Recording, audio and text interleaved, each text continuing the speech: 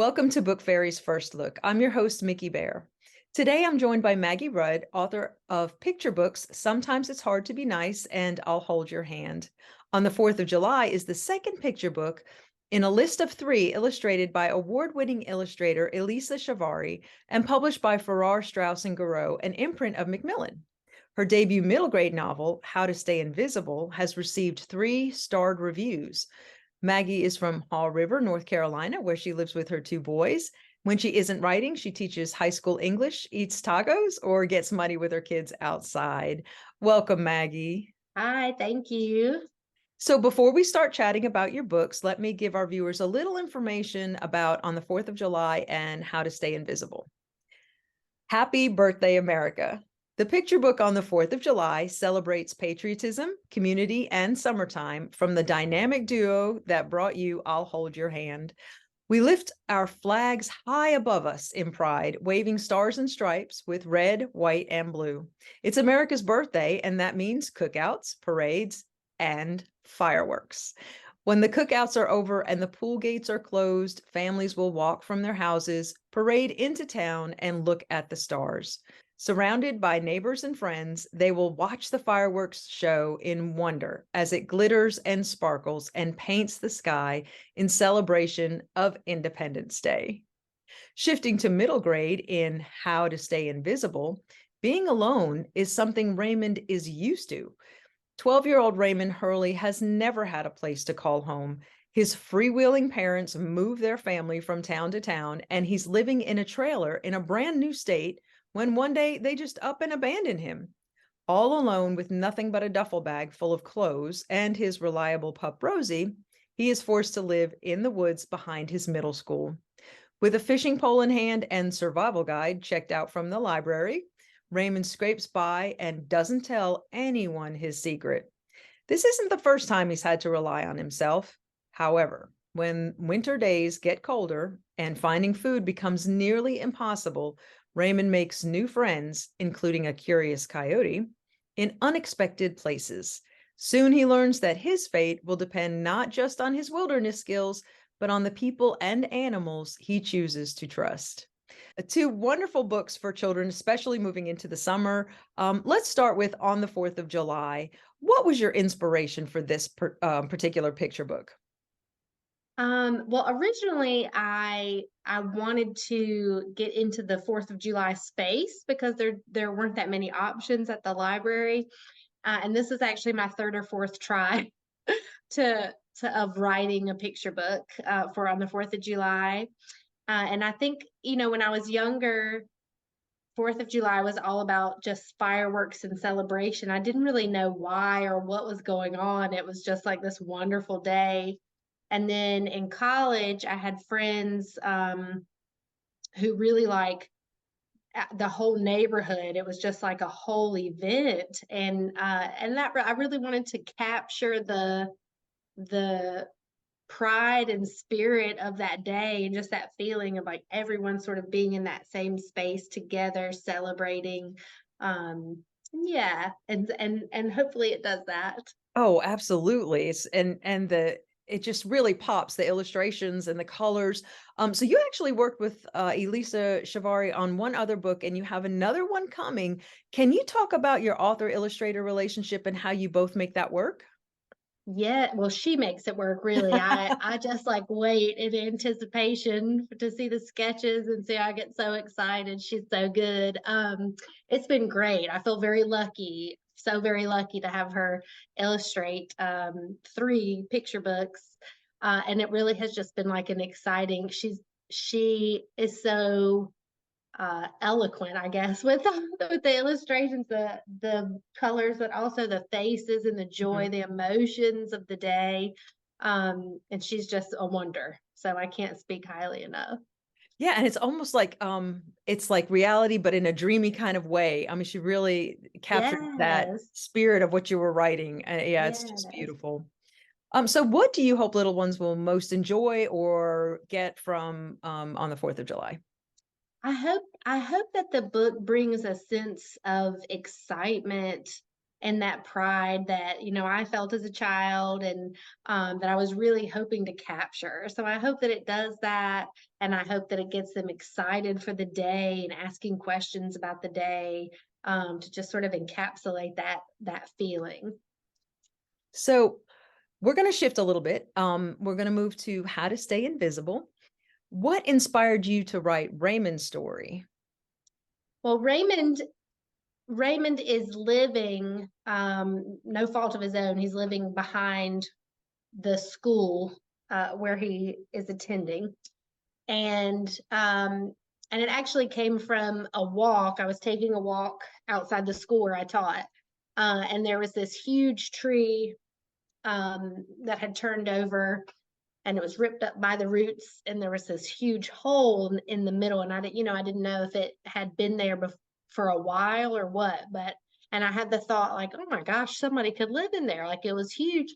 And that really did like spring. I just started going from there. Like I thought, oh wow, so the tree is really the inspiration for the whole story where Raven's living, Yeah. and then the rest just sort of fell into place.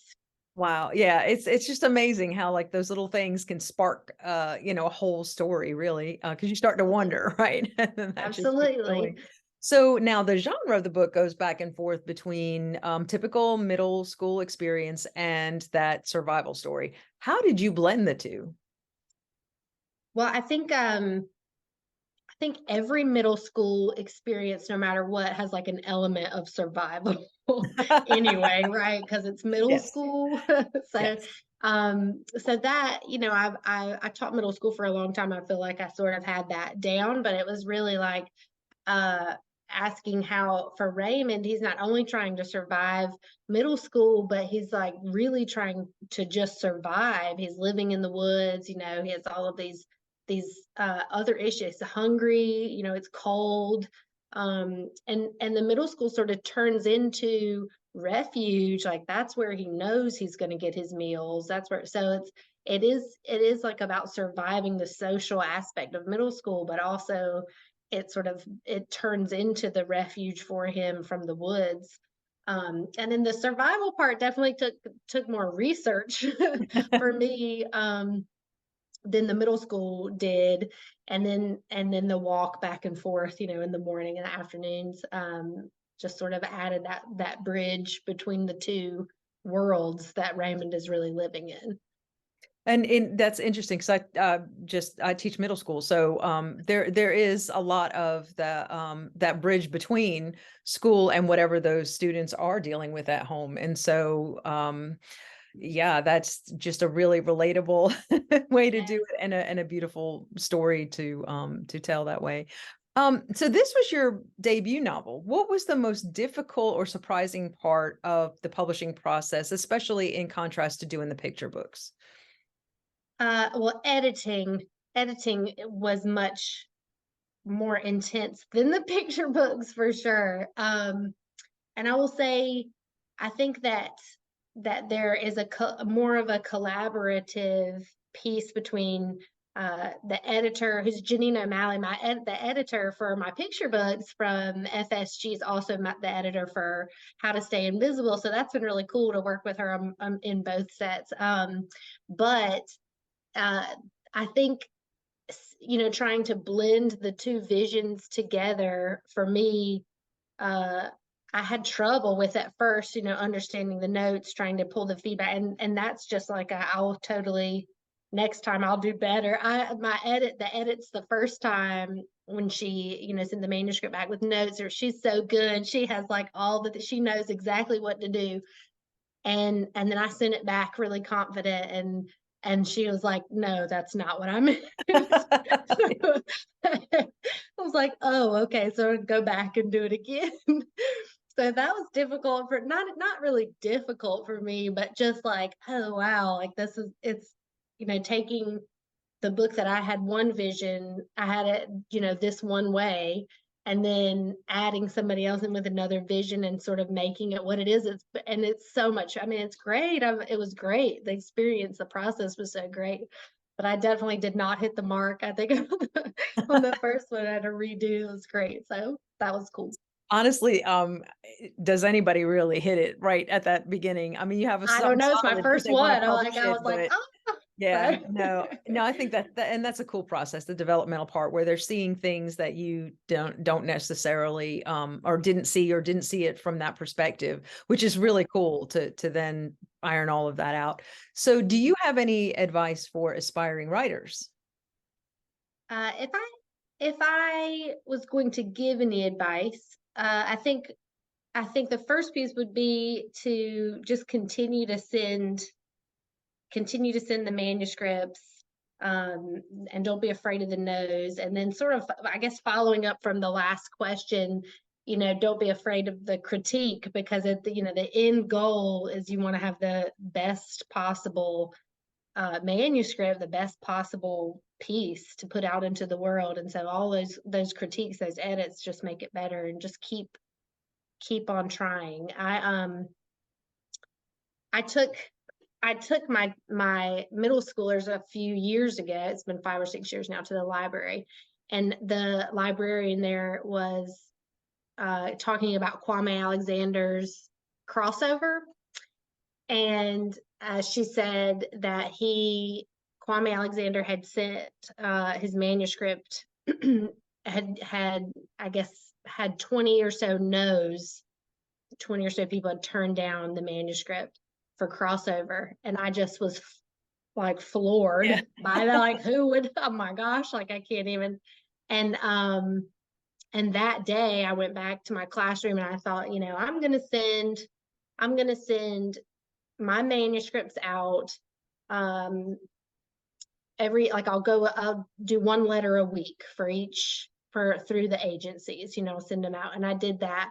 And then I finally got a yes after like 26, 27 no's, something like that. But that, I was like, wow. So it really, don't be afraid of the no's, because you just have to keep on trying, for sure.